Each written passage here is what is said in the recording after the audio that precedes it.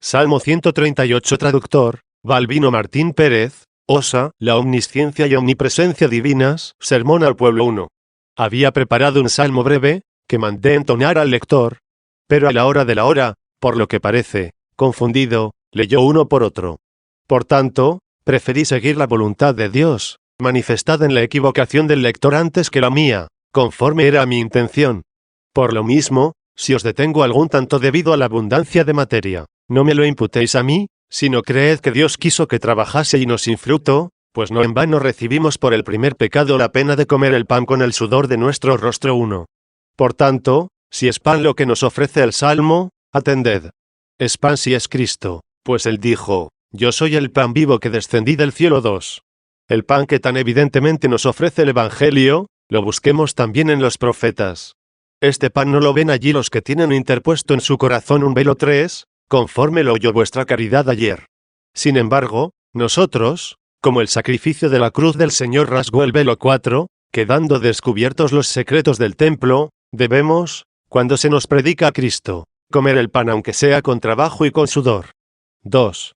Nuestro Señor Jesucristo habla en los profetas algunas veces en persona de nuestra cabeza, la cual es el mismo Salvador, que está sentado a la derecha del Padre, que nació por nosotros de la Virgen, y padeció, como sabéis, bajo el poder de Poncio Pilato, y, derramando la sangre inocente, que es nuestro precio, redimió a los pecadores de la cautividad, en la cual nos hallábamos retenidos por el diablo, perdonándonos nuestros delitos, y además, con el mismo precio que dio por nosotros, su sangre destruyó el documento que nos acreditaba deudores 5. El mismo Señor, cabeza nuestra, es director, esposo y redentor de la Iglesia. Si es cabeza, tiene cuerpo. Su cuerpo es la Iglesia, la cual también es su esposa. A ella dice el apóstol, vosotros sois cuerpo de Cristo y miembros 6. El Cristo total, cabeza y cuerpo, es como un varón completo. Y, puesto que la mujer fue hecha del varón y le pertenece, por eso se dijo del primer matrimonio, serán dos en una carne 7. Interpretando esto el apóstol como un gran misterio, dice que no en vano se dijo esto de aquellos dos hombres, puesto que ya se prefiguraba en ellos Cristo y la Iglesia. Así expone esto el apóstol, serán dos en una carne. Este misterio es grande, mas yo digo en orden a Cristo y a la Iglesia 8. También dijo el apóstol que Adán fue figura del que había de venir. Es, dice, figura del futuro 9. Luego si Adán era figura del que había de venir, como del costado del que dormía fue hecha la mujer 10, así del costado del Señor que dormía, es decir, del que moría en la pasión, al ser herido con la lanza estando en la cruz 11, brotaron los sacramentos con los que formó la Iglesia. De su futura pasión dice así en otro salmo, yo me dormí y tomé el sueño, y me levanté, porque el Señor me sustentó 12. Luego por el dormir se entiende la pasión. Eva fue formada del costado del que dormía, y la Iglesia, del costado del que padecía. Por tanto, nuestro Señor Jesucristo habla algunas veces en los profetas por sí, otras en representación nuestra, porque se hizo uno con nosotros, y así se dijo, serán dos en una carne.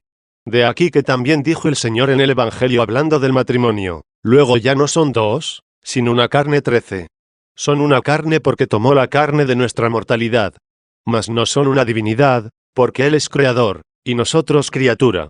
Todo lo que habla el Señor en persona de la carne tomada, o pertenece a la cabeza, que ya subió al cielo, o a estos miembros, que aún sufren en esta peregrinación terrena, por los cuales, encontrándose en sufrimientos en ella cuando Saulo los perseguía, clamó desde el cielo, diciendo, Saulo, Saulo, ¿por qué me persigues?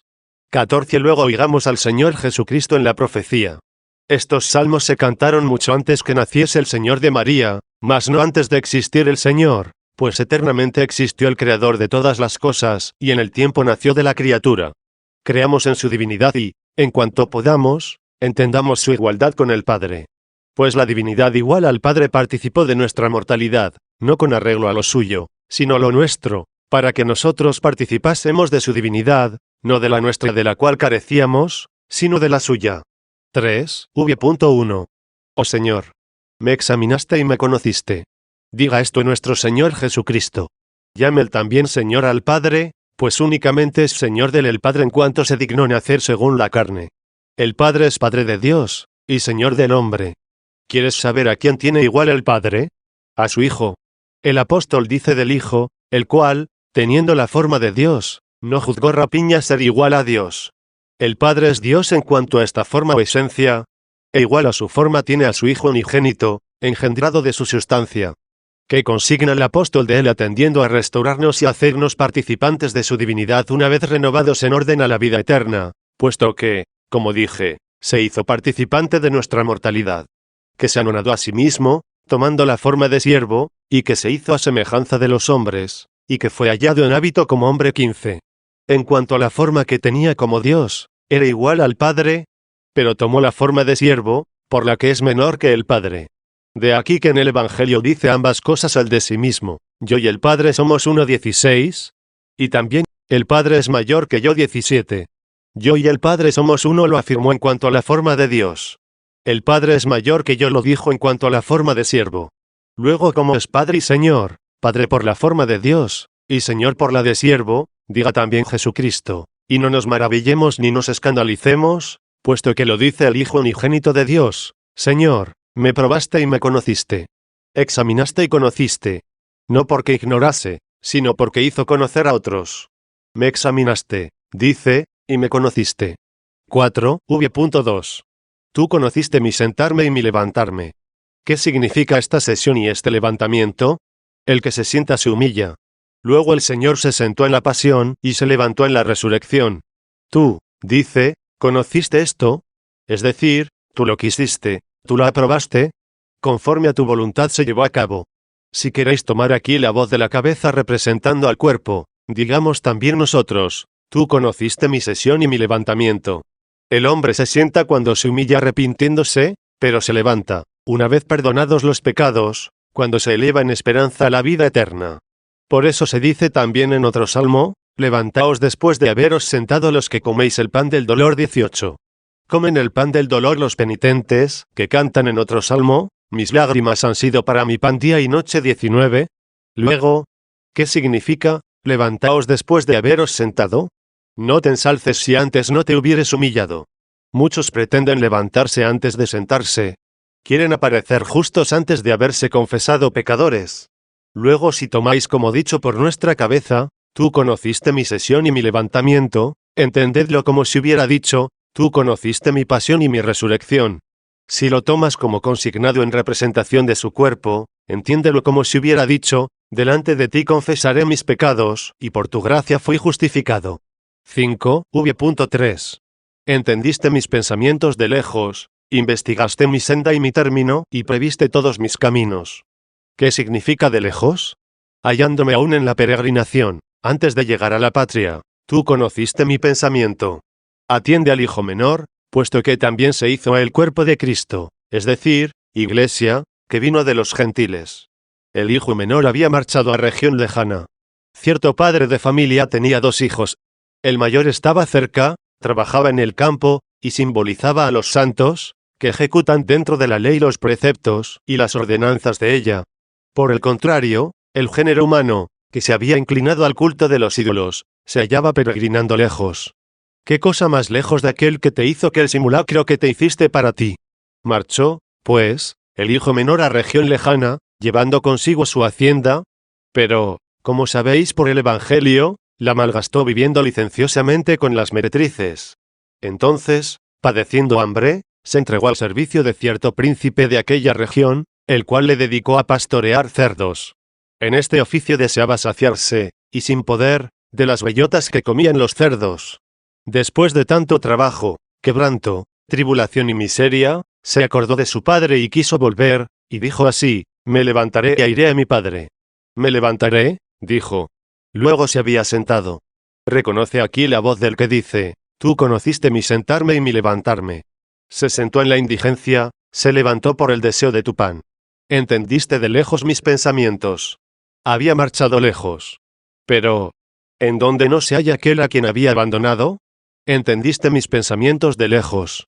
Por eso dice el Señor en el Evangelio, que salió el Padre al encuentro del que venía 20, y esto porque había entendido sus pensamientos de lejos.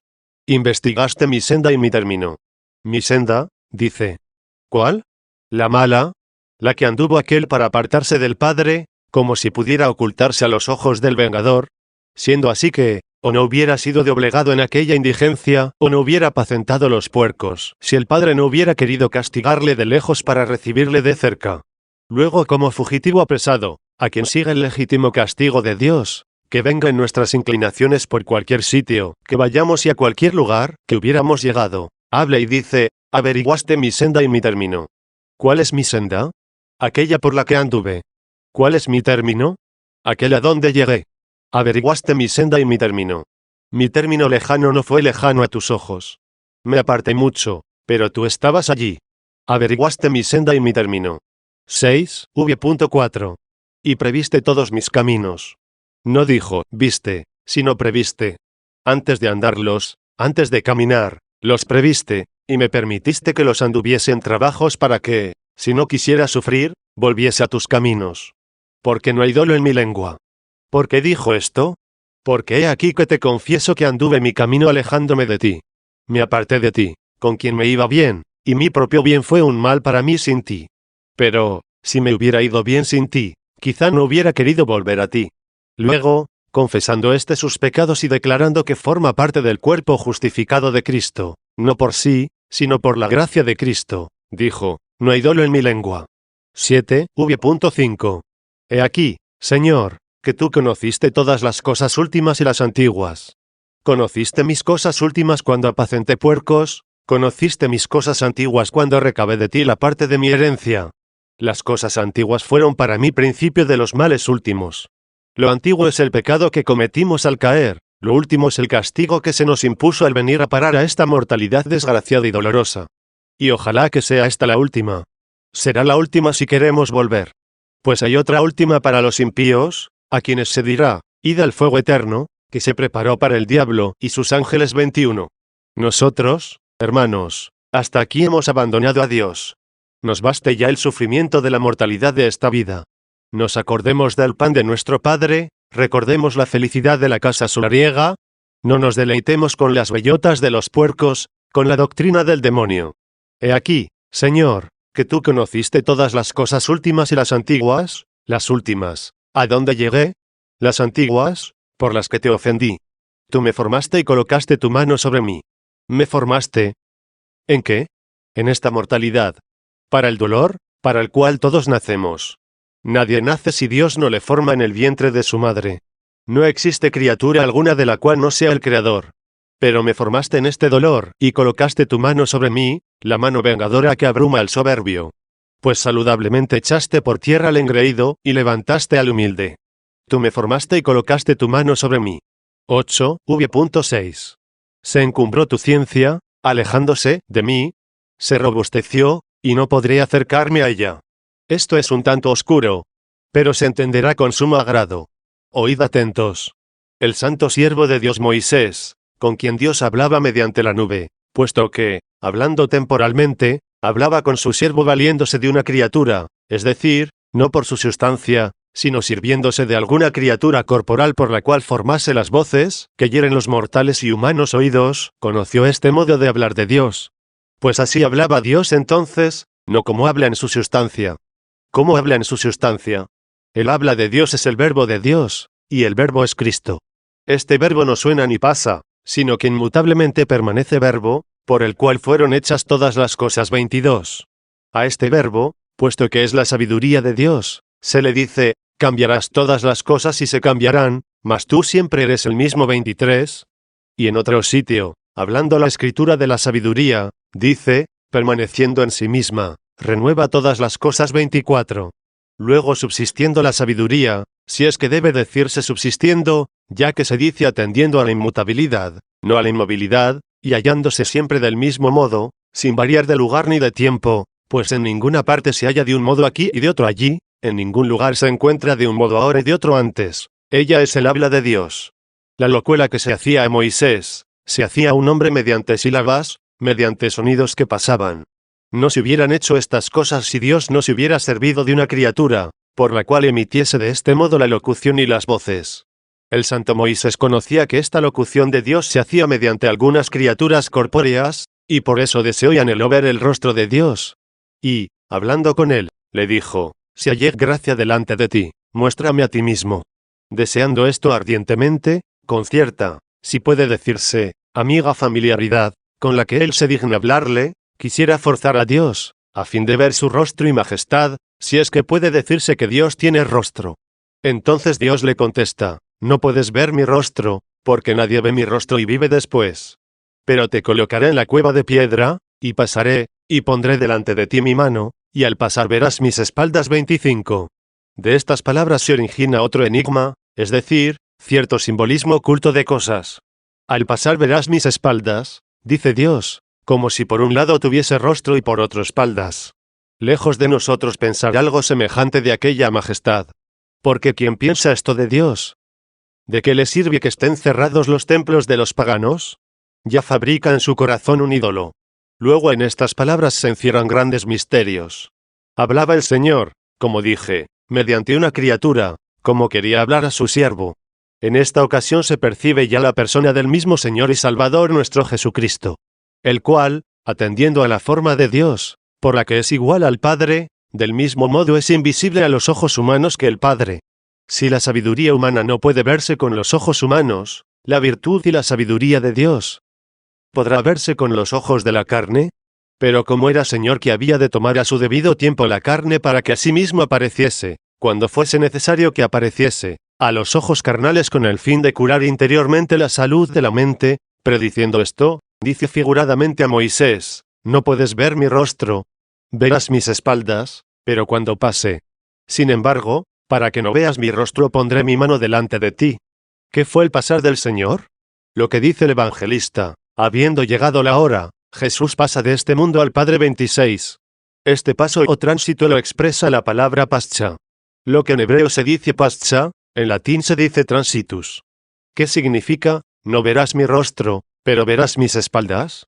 ¿A quién personificaba Moisés cuando se le dijo, no verás mi rostro, sino, verás mis espaldas, y esto cuando pase?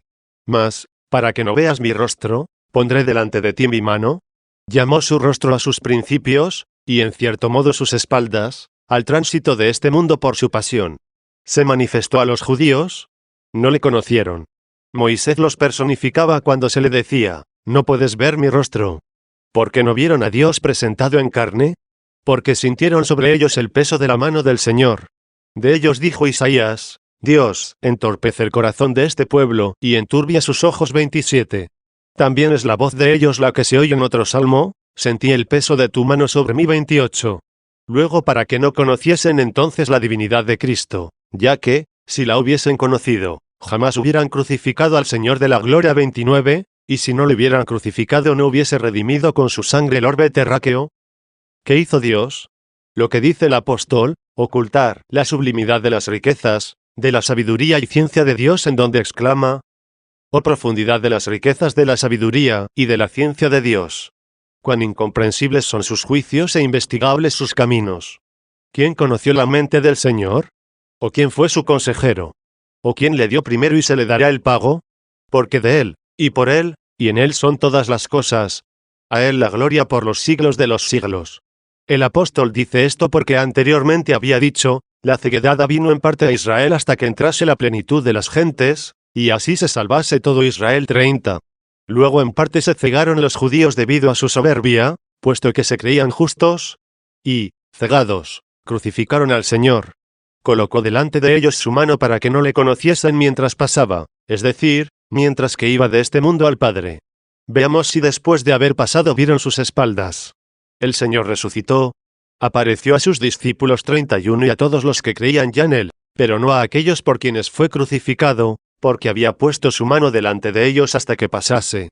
Después de haber tratado por espacio de 40 días con sus discípulos, subió al cielo, y, cumplido el día 50, el día de Pentecostés, les envió su Santo Espíritu, y, llenos del Espíritu Santo, comenzaron a hablar las lenguas de todas las naciones. Los que habían nacido en una y una sola habían aprendido. Ante milagro tan estupendo, temieron y se estremecieron miles de aquellos que crucificaron al Señor.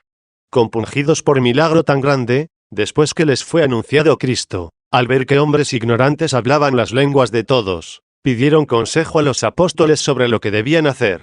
Al anunciarles el apóstol San Pedro a Cristo, a quien despreciaron en la cruz y de quien se mofaron como de hombre mortal, a quien ultrajaron porque no bajaba de la cruz, siendo así que fue mayor portento levantarse del sepulcro que bajar de la luz, dijeron, anunciado Cristo. ¿Qué haremos?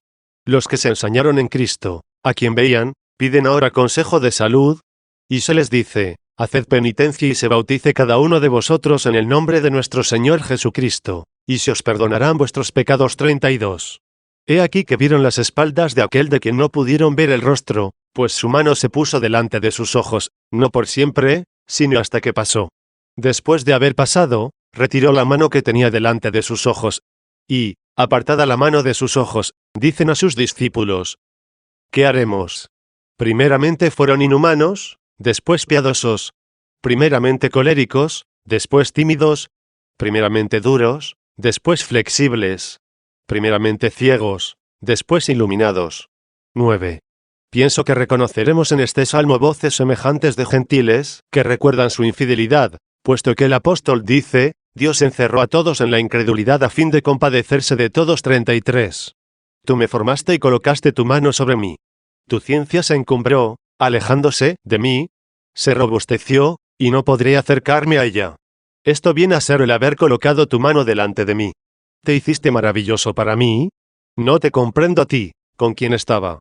Qué afable me era el rostro del Padre cuando dije, dame la herencia que me pertenece. Pero ved que, habiendo marchado a región lejana y consumido por el hambre. 34, dice, padezco demasiado, el dolor está ante mí, no puedo comprender lo que abandoné.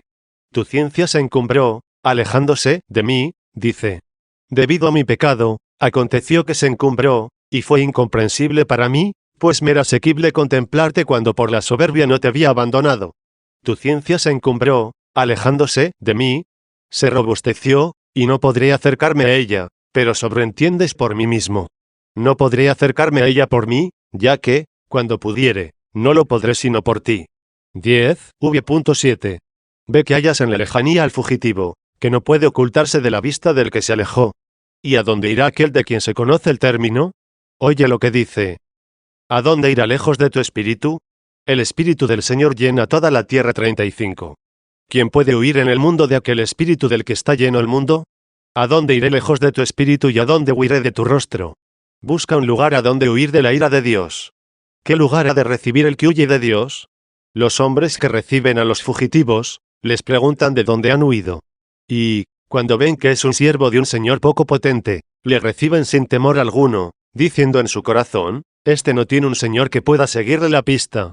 Sin embargo, cuando oyen que pertenece a un señor poderoso, o no le reciben con gran temor, y hacen esto porque el hombre poderoso puede ser engañado. Pero, ¿en dónde no está Dios? ¿Quién puede engañarle? ¿A quién no conoce? ¿De qué lugar no hace volver Dios a su fugitivo? Luego, ¿a dónde huirá este fugitivo de la presencia de Dios? Por eso se vuelve a un lado y a otro como buscando el lugar a donde huir. 11. V.8. Si subiera al cielo, dice, allí estás. Si bajara al infierno, estás presente. Por fin es conocido. Oh perverso fugitivo. Que de ninguna manera puedes apartarte del que intentaste alejarte. Ve que él está en todos los sitios. ¿A dónde has de huir, lejos de él? Encontró, pues, el consejo, pero inspirado por aquel que se dignó volverle a llamar. Si subiera al cielo, allí estás. Si bajara al infierno, estás presente. Si me engrío, te hallo reprensor. Si me oculto en el abismo, te encuentro inquisidor, y no solo inquisidor, sino investigador. Si me ensoberbezco por mi justicia, allí estás tú, de quien procede la verdadera justicia. Si pecando caigo en el profundo de los males y desprecio arrepentirme. 36, diciendo, ¿quién me ve? 37, ¿quién se arrepintió estando en el infierno? 38, allí te hallas presente para vengarte. ¿A dónde iré que huya de tu rostro, es decir, que no te sienta airado? 12, V.9. Allí este consejo, huiré de tu rostro, huiré lejos de tu espíritu, huiré del espíritu castigador, del rostro vengador de este modo. ¿Cómo? Si tomare mis alas hacia lo derecho y habitar en los confines del mar. Así puedo huir de tu rostro. Si quiere huir del rostro de Dios yéndose a los confines del mar, no estará allí aquel del que huyó y del que dijo, si bajare al infierno, allí estás presente. Es de extrañar que no esté en los confines del mar el que ni aun falta de los infiernos. Pero conocí, dice, cómo he de huir de tu rostro. Tomaré mis alas y las dirigiré hacia el bien, no hacia el mal, de suerte que no me envaneceré presumiendo ni me sumergiré desesperándome. ¿Qué alas pretende tomar? 2. Los 2 preceptos de la caridad, en los que se encierra toda la ley y los profetas 39. Si tomo estas alas y habito en los confines del mar, puedo huir de tu rostro a tu rostro, de tu rostro airado a tu rostro aplacado. ¿Cuál es el confín del mar? El fin del mundo. Poseyendo las 2 alas de la caridad, volemos con la esperanza y el deseo hacia allí. No descansemos sino en el confín del mar. Porque, si anhelásemos en otra parte el descanso, nos precipitaríamos en el mar. Volemos hasta el confín del mar. Nos sustentemos en el aire con las 2 alas de la caridad. Volemos entre tanto con la esperanza hacia Dios y con esperanza constante reflexionemos en aquel confín del mar. 13. V.10. Ved quién nos conduce. El mismo de cuyo rostro airado intentamos huir. Pues ¿qué sigue? Si bajara al infierno, allí estás presente. Si volviese a tomar mis alas hacia lo derecho. Si volviera a tomar, dice, luego las había perdido. Si volviera a tomar mis alas hacia lo derecho, habitaré en los confines del mar, pues allí me conducirá tu mano y me sostendrá tu derecha. Meditemos esto, carísimos hermanos. Nuestra esperanza sea nuestro consuelo. Volvamos a tomar, por el amor, las alas que habíamos perdido por la codicia. La codicia se convirtió en liga de nuestras alas. Ella nos privó de la libertad de volar, es decir, de aquellas auras de libertad del Espíritu de Dios. De aquí que, anulados, perdimos las alas y en cierto modo caímos cautivos en poder de los cazadores. De aquí que nos redimió con su sangre aquel de quien huimos al ser cogidos. Él nos robustece las alas de sus preceptos, y así las extendemos y así no la liga. No amemos el mar, sino volemos a los confines del mar. Nadie tiemble, pero nadie presuma de sus alas. Porque, aun hallándonos con las alas, si Él no extiende, si Él no conduce, nos precipitaremos en el mar cansados y fatigados por haber presumido de nuestras fuerzas. Es necesario que tengamos alas. Y también lo es que Él nos conduzca, pues es nuestro ayudador. Tenemos libre albedrío, pero con el mismo libre albedrío, ¿qué podemos si no nos ayuda el que manda? Pues allí me conducirá tu mano, y me sostendrá tu derecha. 14. V.11. Considerando lo largo del camino, que se dijo a sí mismo, y dijo, tal vez me oprimirán las tinieblas. He aquí que ya creí en Cristo, que ya me levantan las 2 alas de la doble caridad, pero abunda la iniquidad de este mundo. Y porque abundó la iniquidad, se enfrió la caridad de muchos. Así dijo el Señor, porque abundará la iniquidad, se enfriará la caridad de muchos. Hallándome en esta vida entre tantos escándalos, entre tantos pecados, entre tanto tropel de cotidianas tentaciones, de cotidianas sugestiones perversas. ¿Qué hago? Dice. ¿Cómo llegaré a los confines del mar? Oigo la terrible sentencia del Señor, porque abundará la iniquidad, se enfriará la caridad de muchos. Pero a seguida añadió, el que perseverara hasta el fin se salvará. 40. Considerando lo largo del camino, me dije, quizá me oprimirán las tinieblas. Pero la noche será luz en mis delicias. La noche se me convirtió en luz, puesto que desconfié de poder pasar tanto mar durante la noche, y de superar tanto camino, y de llegar hasta el término perseverando hasta el fin. Mas esto lo conseguí gracias a aquel que me buscó habiendo huido yo, que hirió mi espalda con el azote del castigo, que llamándome me apartó de la muerte, que me iluminó la noche. Pues noche es el tiempo que transcurre mientras pasa la vida. Pero, ¿cómo se iluminó la noche? Bajando Cristo a la noche. Cristo tomó la carne de este mundo, y así nos iluminó la noche. La mujer que perdió la dracma encendió la lámpara. 41. La sabiduría de Dios había perdido la dracma. ¿Qué es la dracma? La moneda en la cual se halla esculpida la imagen de nuestro emperador, pues el hombre fue hecho a imagen de Dios. 42 y pereció. ¿Qué hizo la mujer prudente? Encendió la lámpara. La lámpara es de barro, pero tiene luz, con la que se encuentra la dracma. Luego la lámpara de la sabiduría, la carne de Cristo, está hecha de barro. Pero, luciendo con su verbo, encontró a los perdidos. La noche es luz en mis delicias. La noche se me convirtió en delicias. Nuestras delicias son Cristo. Ved de qué modo nos gozamos ahora de Él. Estas aclamaciones vuestras, estos gozos vuestros, ¿de qué emanan sino de las delicias? ¿Y de dónde provienen estas delicias, sino de que se iluminó la noche, de que se nos predicó a Cristo? Porque os buscó antes de que vosotros le buscaseis y os encontró para que le hallaseis. La noche es luz en mis delicias. 15, v.12. Porque las tinieblas no serán oscurecidas por ti. Tú no entenebrezcas tus tinieblas, pues Dios no las oscurece, sino que más bien las ilumina, porque a él se le dijo en otro salmo, tú, Señor, iluminarás mi lámpara. Oh Dios mío, iluminarás mis tinieblas. 43. ¿Quiénes entenebrecen las tinieblas suyas que Dios no entenebrece? Los hombres malos, los hombres perversos. Al pecar se hacen tinieblas, y al no confesar los pecados que perpetraron, sino que por añadidura los defienden, entenebrecen sus tinieblas. Luego si pecaste, eres tinieblas. Confesando tus tinieblas, merecerás que ellas sean iluminadas. Defendiéndolas, las harás más densas. ¿Y cuándo saldrás de las dobles tinieblas tú que en las simples te ves en aprietos? ¿Cómo el Señor no entenebrece tus tinieblas? Porque no nos permite que los pecados queden impunes, pues nos castiga en este infortunio y nos enseña. Sabéis, hermanos, que toda esta miseria del género humano en la que gime el mundo es sufrimiento medicinal, mas no sentencia penal. Veis que el dolor, el miedo, la indigencia y el sufrimiento se hallan en todas las partes.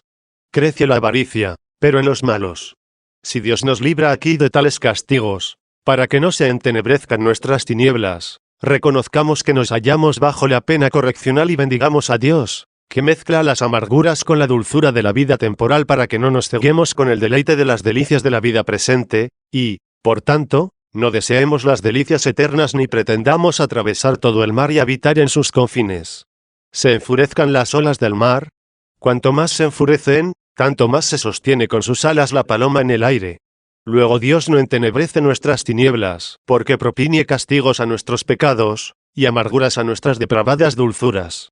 No nos entenebrezcamos defendiendo nuestros pecados, y la noche será luz en nuestras delicias. Porque las tinieblas no serán entenebrecidas por ti. 16. Y la noche será iluminada como el día.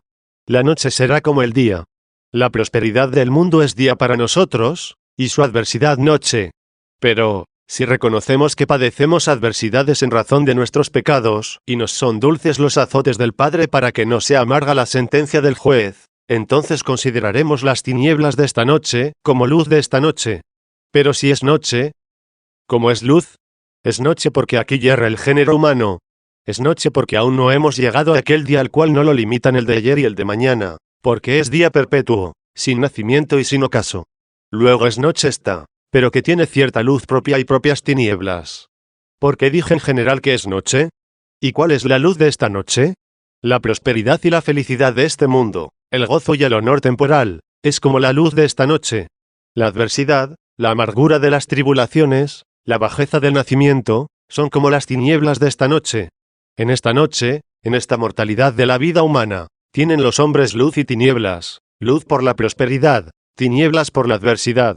Pero tan pronto como hubiere venido el Señor Jesucristo, y hubiere habitado por la fe en el alma, y hubiere prometido otra luz, y hubiera inspirado y dado la paciencia, y hubiere aconsejado al hombre a no deleitarse en las cosas prósperas para que no sucumba en las adversas, comienza el hombre fiel a usar con indiferencia de este mundo, y no se engríe cuando le sobrevienen cosas prósperas ni se abate cuando se le presentan las adversas, sino que bendice a Dios en todo tiempo, no solo cuando está sano, sino también cuando enferma, de suerte que se da en él este cántico, bendeciré a Dios en todo tiempo. Su alabanza siempre está en mi boca. 44. Luego si siempre, entonces está cuando brilla esta noche y cuando es oscura, cuando sonríe la prosperidad y cuando se presenta la tristeza de la adversidad. Esté siempre su alabanza en tu boca, y se cumplirá en ti lo que ahora se dijo, como son sus tinieblas, así también es su luz. No me oprimen sus tinieblas porque no me engríe su luz. 17. Ve aquí que tienes la luz de él en Job. Sobreabundaba en toda clase de bienes. La primera luz de la noche se describe en sus riquezas. Todas las cosas y la abundancia que tenía de ellas era la luz de su noche. El enemigo pensó que tal varón alababa por ellas a Dios, puesto que le dio todas ellas, y por eso pidió permiso para quitárselas. Entonces tuvieron lugar las tinieblas de aquella noche, que primeramente contaba con luz. Sin embargo, Job sabía, ya hubiese allí luz, ya tinieblas, que aquella era noche en la cual peregrinaba hacia Dios, pues tenía por luz interior a su mismo Dios, por lo cual consideraba indiferente tanto la luz como las tinieblas de aquella noche. Por lo mismo, ya que en la luz de aquella noche, es decir, en la abundancia de las riquezas, adoraba a Dios, al serle quitados todos sus bienes, después de habérsele convertido en tinieblas. ¿Qué dijo él? El Señor me lo dio, el Señor me lo quitó.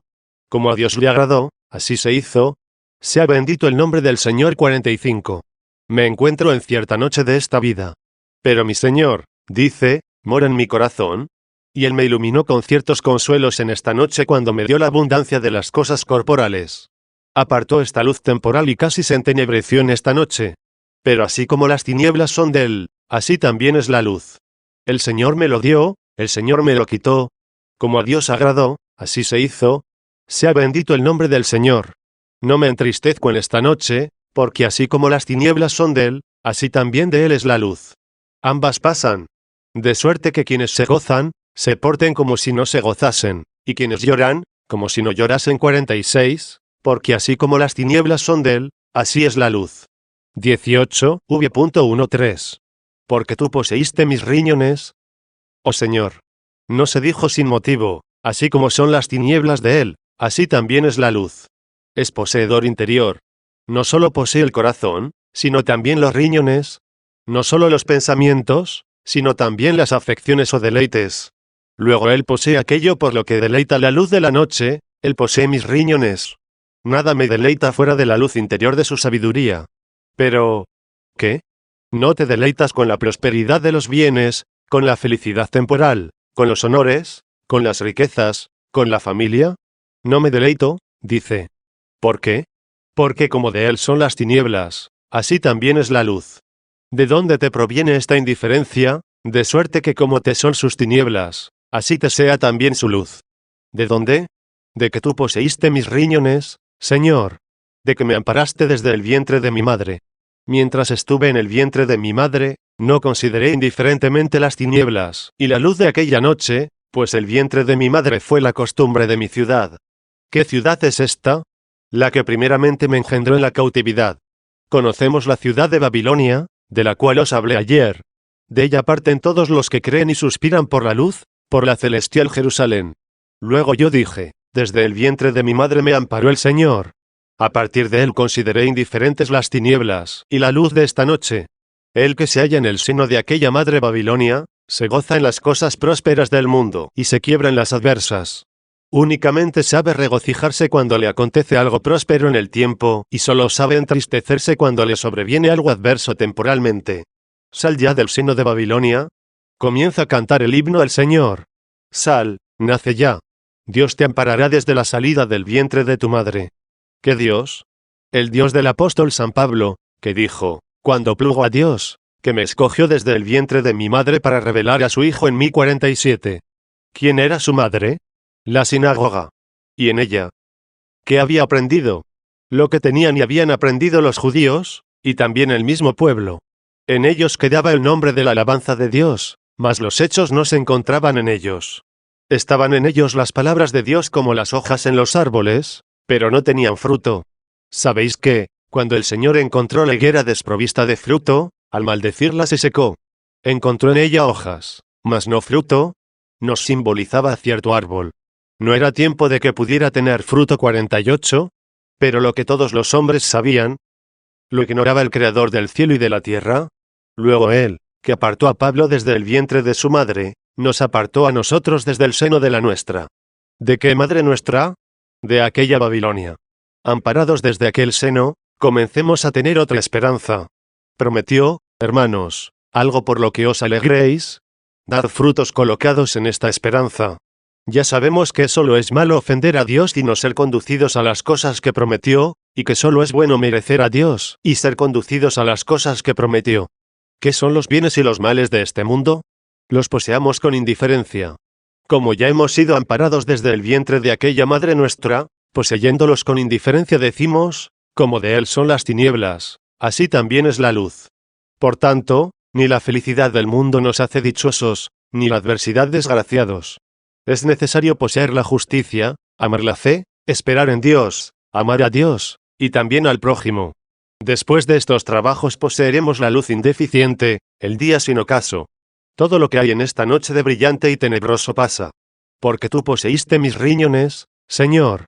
Me amparaste desde el vientre de mi madre. 19, v.14. Te alabaré, Señor, porque asombrosamente has sido engrandecido. Asombrosamente has sido engrandecido, por lo mismo que te admiramos, eres asombroso. Con temor, pues, no gozamos. Tememos, no sea que, debido a tus dones, engreídos por la soberbia, merezcamos perder lo que recibimos por la humildad.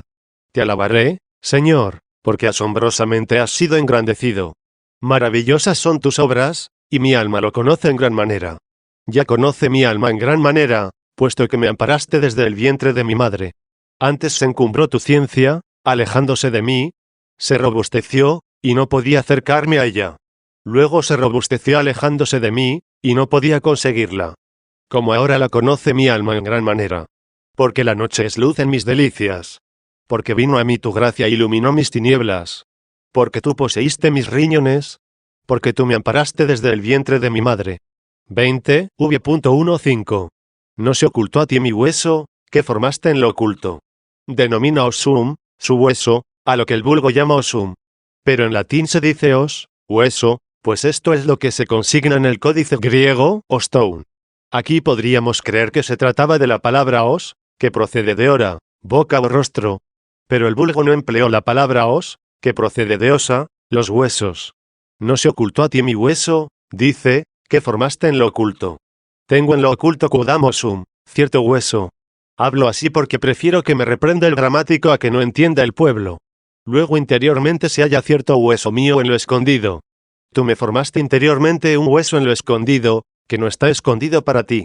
Le formaste en lo oculto. Pero, ¿acaso te está oculto? Los hombres no ven, los hombres no conocen este hueso mío hecho por ti en lo escondido, pero tú que le hiciste le conoces. ¿A qué hueso se refiere, hermanos? Busquémoslo. Se halla en lo oculto. Pero como hablo como cristiano, en nombre del Señor, a los cristianos, ahora encontraremos cuál sea este hueso. Interiormente existe cierta fortaleza, ya que en los huesos hay fortaleza y firmeza. Luego existe fortaleza del alma que no se quiebra. Se ensañen por todas partes cualesquiera clase de tormentos, de tribulaciones, de adversidades de este mundo. Lo que Dios hizo firme en lo escondido no puede quebrarse en nosotros, no puede derrumbarse. Por el Señor fue hecha cierta firmeza de paciencia nuestra, de la cual se dice en otro salmo, mi alma se sujeta a Dios, porque de él procede mi paciencia. 49. Oye lo que dice el apóstol San Pablo, que interiormente posee esta clase de firmeza, como tristes, pero siempre alegres. 50. ¿Por qué cosas aparece como triste? Por los ultrajes, por los oprobios, por las persecuciones, por los azotes, por los castigos, por los apedreamientos, por las cárceles, por las prisiones. ¿Quién en estas circunstancias no los consideraba desgraciados? Ni los mismos perseguidores se hubieran ensañado en ellos si no creyesen que les hacían desgraciados con sus persecuciones. Ellos por su debilidad conjeturaban que éstos no tenían en su interior hueso oculto, pero como lo tenían, se mostraban exteriormente tristes a los hombres, e interiormente se gozaban en Dios, a quien no se ocultaba el hueso que había hecho en lo oculto. El apóstol San Pablo descubre este hueso, hecho en lo oculto por Dios, con estas palabras. Y no solo esto, sino que aún nos gloriamos en las tribulaciones. ¿Es poco no estar triste? ¿Debes además gloriarte? A ti te baste no estar triste. Esto es poco, dice, para los cristianos. Tal hueso hizo para mí en lo oculto, que es poco no quebrarse. Debe, además, gloriarse. ¿En qué has de gloriarte? En las tribulaciones, sabiendo que la tribulación labra la paciencia. Ve cómo se formó aquella firmeza interiormente en el corazón, sabiendo que la tribulación labra paciencia, la paciencia, prueba, la prueba, esperanza. La esperanza nos sonroja, porque la caridad de Dios se difundió en nuestros corazones por el Espíritu Santo que nos ha sido dado. 51. Así fue formado y afianzado aquel hueso escondido para hacer que nos gloriásemos en las tribulaciones. Pero aparecemos miserables a los hombres, porque se haya escondido para ellos lo que interiormente tenemos. No se ocultó a ti mi hueso, que formaste en lo oculto, ni mi sustancia, que se halla en la parte inferior de la tierra. Ved que mi sustancia se halla en la carne, en la parte inferior de la tierra está mi sustancia, pero, sin embargo, tengo interiormente el hueso, que me formaste, que me da fortaleza para no rendirme en todas las persecuciones de esta región inferior, en donde aún se halla mi sustancia. No es cosa grande que el ángel sea fuerte. Sin embargo, Lo es que la carne lo sea. ¿Y de dónde le viene la fortaleza a la carne? ¿De dónde le viene la fortaleza al vaso de barro? De que se hizo allí el hueso en lo escondido. Mi sustancia se halla en la parte inferior de la tierra. 21, v.16. ¿Y qué diremos de aquellos que son menos fuertes? Ya recordé que Cristo es el que habla en el Salmo. Se dijeron muchas cosas en persona del cuerpo, oye otras en persona de la cabeza. El salmista apenas las distingue, de suerte que presenta a las personas indistintamente, ya como cabeza, ya como cuerpo. Pues, si las separase, sería como si las dividiese, y entonces no serían dos en una carne 52. Pero, si son dos en una carne, no te admires de que sean dos en una voz.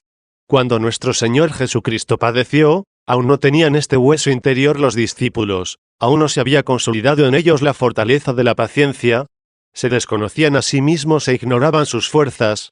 Sin embargo, Pedro se atrevió a prometer acompañar a su Señor en la pasión sin saber que estaba débil, pero el médico conocía su debilidad. ¿Qué aconteció? Que dijo, iré contigo hasta la muerte. Mas el Señor le contestó, en verdad te digo que, antes de que cante el gallo, me negarás 3 veces 53. Y se comprobó que la contestación del médico fue más verdadera que la presunción del enfermo. Luego de estos dice, no se ocultó a ti mi hueso, que formaste en lo oculto. En esto se halla intrínsecamente fortalecido el mismo hueso, y principalmente la solidez de la pasión de nuestro Señor y Salvador Jesucristo, que cuando quiso se sentó, se humilló, cuando quiso resucitó, cuando quiso se durmió y cuando quiso despertó, porque dice, tengo poder para entregar mi vida y poder para tomarla de nuevo 54. ¿Qué dice de aquellos en quienes no se había formado ni afianzado aquella fortaleza? ¿Qué dice de ellos? Ved lo que dice a Dios Padre, tus ojos vieron a mi imperfecto. A mi imperfecto, a mi Pedro, que promete y niega, que presume y desfallece. Sin embargo, le vieron tus ojos. Efectivamente así sucedió, porque el mismo Señor le miró, según se consigna en el Evangelio, y, recordando ya después de la tercera negación lo que le había predicho el Señor, salió fuera y lloró amargamente 55. Aquel llanto dimanó de la mirada de Dios, porque vieron tus ojos, dice el salmista, a mi imperfecto. Aquel imperfecto, vacilando en la pasión del Señor, sin duda hubiera perecido, pero le vieron tus ojos, y no solo a él, sino a todos los que fueron imperfectos hasta que se afianzaron con la resurrección de Cristo. Pues se manifestó a sus ojos que no pereció en el Señor lo que había muerto, y de este modo se formó aquel hueso en lo escondido de ellos, no temiendo ya morir ellos mismos. Tus ojos vieron a mi imperfecto, y en tu libro todos se hallarán escritos, no solo los perfectos, sino también los imperfectos. No teman los imperfectos. Progresen solamente. Pero no porque dije, no teman, han de amar la imperfección, y, por lo mismo, han de permanecer en donde se encuentran. Progresen tanto cuanto puedan. Añadan algo cotidianamente, se acerquen todos los días un poquito, no se aparten del cuerpo del Señor, para que así, estando en su cuerpo y hallándose entrelazados en estos miembros, puedan merecer que por ellos se consignó esta sentencia, tus ojos vieron a mi imperfecto, y en tu libro todos se hallarán escritos. 22. Errarán durante el día, y nadie de ellos dejará de errar. Nuestro Señor Jesucristo era aquí el día. Por eso decía, caminad mientras tenéis el día 56. Pero sus imperfectos erraron durante el día. Creyeron que nuestro Señor Jesucristo era únicamente hombre, que no poseía en sí la oculta divinidad, que no era Dios, sino solo lo que aparecía. Esto también lo creyeron ellos, pues el mismo San Pedro, y principalmente hablo de él, en el cual se nos ofreció un ejemplo de debilidad esperanzada, había dicho al Señor al preguntar a los discípulos qué pensaban de él los hombres, tú eres el Cristo, el Hijo de Dios vivo. Entonces el Señor le contestó, bienaventurado eres, Simón Bar, Jona, porque esto no te lo reveló la carne ni la sangre, sino mi Padre, que está en los cielos. ¿Por qué le dice esto? Porque había confesado que era Hijo de Dios. Sin embargo, allí poco después, en el mismo lugar, en la misma trabazón del discurso, comenzó el Señor a hablar de su futura pasión. Entonces aquel Pedro que ya le había confesado Hijo de Dios, temió que muriese como hijo de hombre. Era hijo de Dios, era también hijo de hombre, hijo de Dios por la forma de Dios, igual al Padre, e hijo de hombre por la forma de siervo 57, por la cual es menor que el Padre 58. Ciertamente que había de soportar la pasión en cuanto a la forma de siervo. ¿Por qué temió Pedro que pereciese la forma de Dios en la forma de siervo, y más bien no conjeturó que por la forma de Dios revivía la forma de siervo? Pues le dice, aparta, Señor, esta idea de ti. Dios te será propicio. Entonces el Señor, con la misma voz con que le había llamado bienaventurado, le dice, quítate de delante de mí, Satanás, pues no percibes las cosas de Dios, sino las de los hombres. 59. Así, pues, el que ya había dicho, tú eres el Cristo, el Hijo de Dios vivo, y que oyó, esto no te lo reveló la carne ni la sangre, sino mi Padre, que está en los cielos, y por eso eres piedra, por eso eres bienaventurado. Ahora, puesto que no hablaba por revelación del Padre, sino por la flaqueza de la carne, fue llamado Satanás, pues no percibes las cosas de Dios, sino las de los hombres. Aquí estaba Cristo, hermanos. Caminaba entre ellos, mandaba a los vientos 60, paseaba por las olas del mar delante de ellos 61, resucitaba a un muerto de 4 días 62, delante de ellos hacía infinidad de milagros, y, con todo, temblaron en su pasión como si hubieran perdido a aquel de quien en vano habían confiado. Errarán por el día, y nadie de ellos dejará de padecer este error. Nadie en absoluto, ni el que dijo, iré contigo hasta la muerte. Él les había dicho, llega la hora en la que me dejaréis solo y cada uno de vosotros irá por su parte. Pero no estoy solo, porque conmigo está el Padre. 63. Con él estaba el Padre, y él con el Padre. El Padre estaba en él, y él en el Padre, y él y el Padre son uno. 64. Pero ellos temieron que muriese. ¿Por qué? Porque erraron durante el día y nadie hubo entre ellos que no errase. Errarán durante el día, y nadie de ellos dejará de errar. 23, v.17. ¿Pero qué significa, errarán durante el día? ¿Por ventura perecerán? Entonces, ¿a qué aquello? Tus ojos vieron a mi imperfecto, y en tu libro todos se hallarán escritos. ¿Cuándo erraron durante el día? Cuando no conocieron al Señor, que se encontraba aquí. ¿Qué sigue? Tus amigos han sido honrados sobremanera para mí. Oh Dios. Los mismos que erraron durante el día, y nadie hubo entre ellos que no errase, se han hecho tus amigos y sobremanera han sido honrados para mí. Se formó en ellos el hueso en lo oculto después de la resurrección del Señor, y por su nombre padecieron los que temblaron en su pasión. Tus amigos. Oh Dios. Han sido honrados sobremanera para mí. Grandemente se ha consolidado su principado. Hechos apóstoles, hechos guías de la Iglesia, hechos carneros conductores del rebaño, grandemente se ha consolidado su principado. 24, v.18. Los contaré y se multiplicarán sobre la arena. Por aquellos que erraron durante el día, y nadie hubo entre ellos que no errase, ved que nació esta tan inmensa muchedumbre, que ya, como arena, solo por Dios puede contarse. Dijo, se multiplicarán sobre la arena. Y, con todo, también dijo, los contaré. Contados ellos mismos, se multiplicarán sobre la arena. Sin duda, la arena está contada por aquel que tiene contados los cabellos de nuestra cabeza. 65. Los contaré, y se multiplicarán sobre la arena. 25. Me levanté, y aún estoy contigo. ¿Qué quiere decir, me levanté, y aún estoy contigo?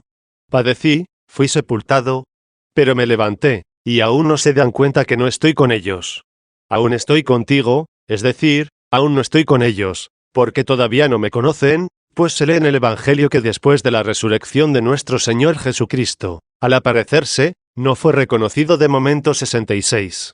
También tiene esto otro sentido, me levanté, y aún estoy contigo, a saber, que quiso señalar el tiempo en el que aún está oculto a la derecha del Padre hasta que se manifieste en esplendor, con el que ha de venir a juzgar a los vivos y a los muertos.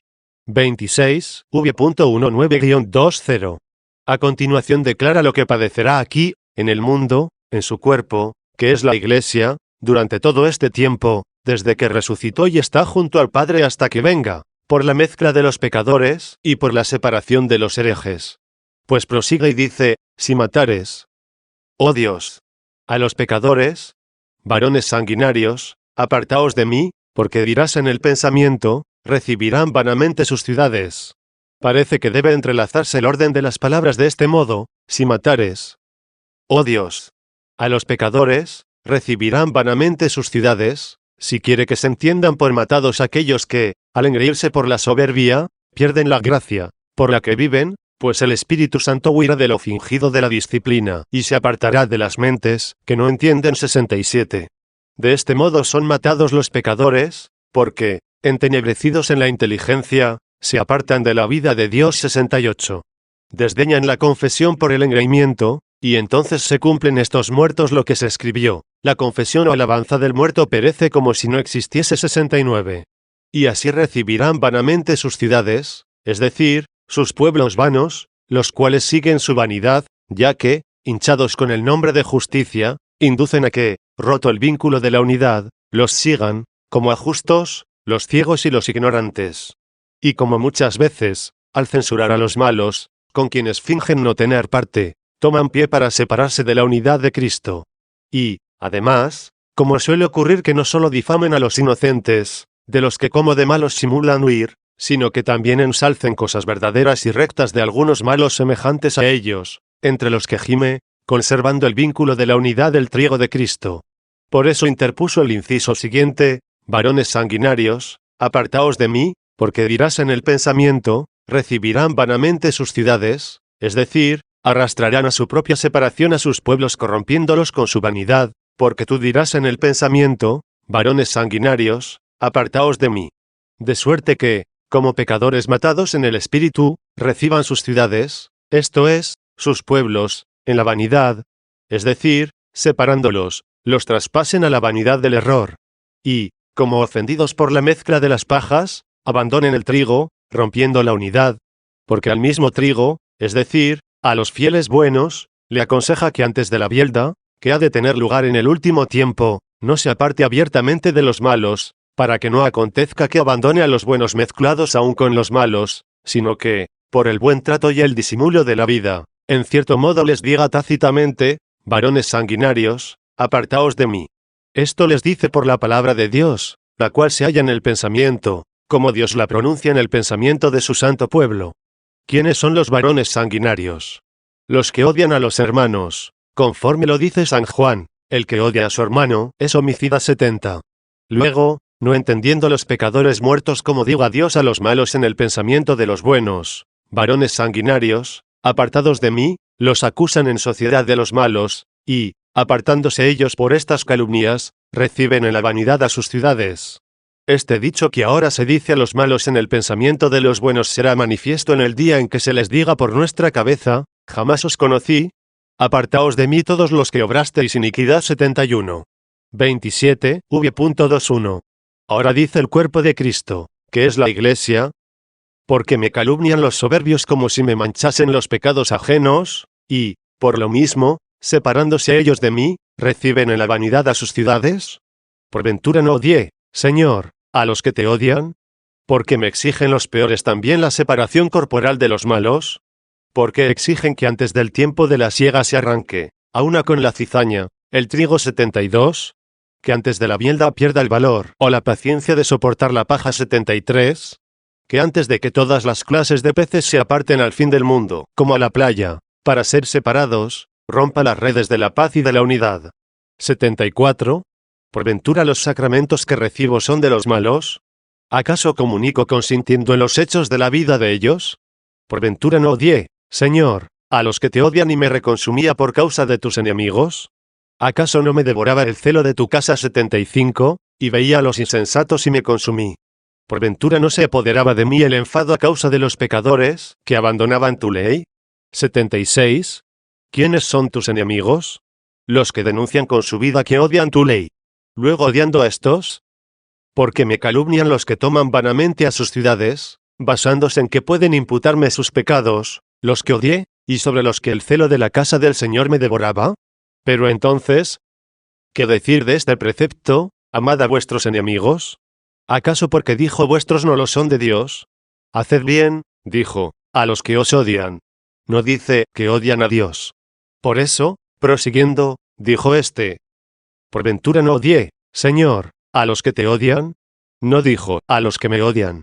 Y me reconsumía por causa de tus enemigos. Dijo de tus, no, de mis. Pero los que nos odiaron porque servimos a Dios, y por eso son nuestros enemigos.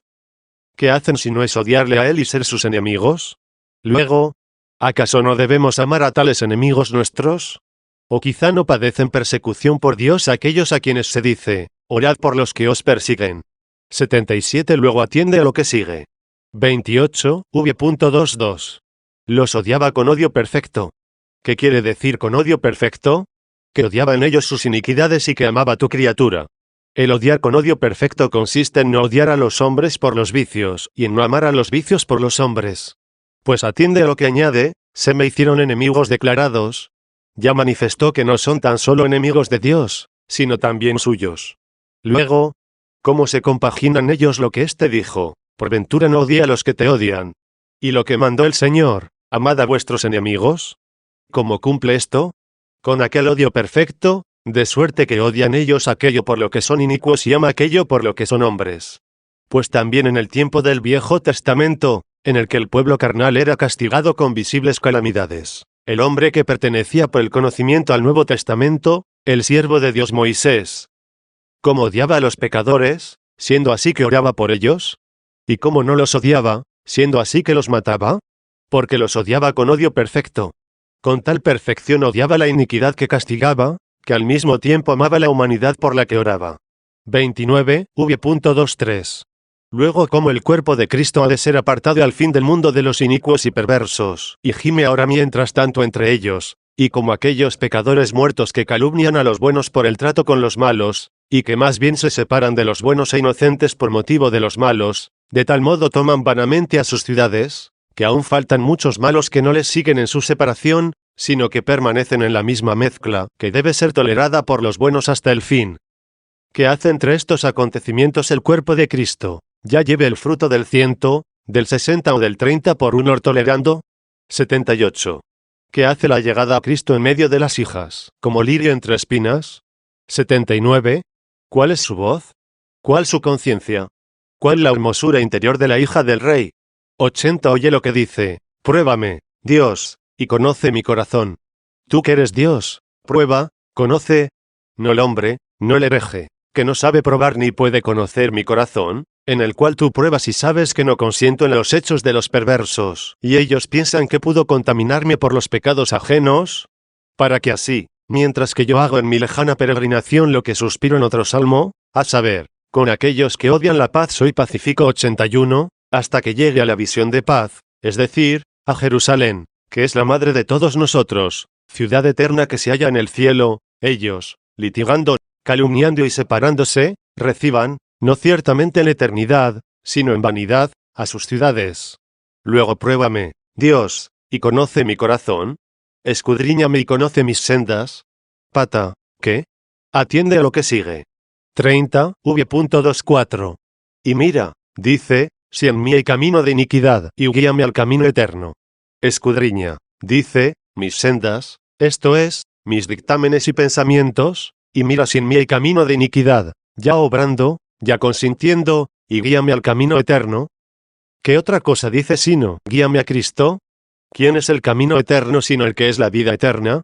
Eterno es el que dijo, yo soy el camino, la verdad y la vida 82. Luego si encuentras algo en mi camino, que desagrade a tus ojos, ya que mi vida es mortal, tú guíame al camino eterno, en el cual no hay iniquidad. Porque, si alguno pecare, tenemos abogado ante el Padre, a Cristo Jesús. Él es propiciador por nuestros pecados 83. Él es camino eterno sin error, Él es la vida eterna, sin pena de muerte. 31.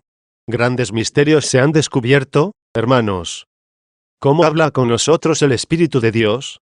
¿Cómo nos ofrece sus deleites en esta noche de la vida? ¿Qué es esto? Os pregunto, hermanos. ¿Cómo es que tanto son más dulces estas cosas cuanto más oscuras? Dios nos prepara de un modo admirable una medicina para su amor. Engrandece de tal suerte sus palabras que, al exponer las cosas, que conocíais ya vosotros, como brotaban de pasajes que os parecían oscuros, se engendraba, por decirlo así, un conocimiento nuevo. Por ventura no conocíais ya, hermanos, que en la iglesia de Dios han de ser tolerados los malos y no hay que provocar cismas. Por ventura no sabíais ya que dentro de aquella red que capturó buenos y malos peces deben ser arrastrados con paciencia hasta la playa, y no debe romperse la red, puesto que en la playa han de ser separados los buenos, echándolos a la banasta, y arrojados los malos. Ya conocíais todas estas cosas. Sin embargo, ¿no entendíais los versillos de este salmo? Pero se expuso lo que no entendíais, y así se renovó y refrescó lo que sabíais.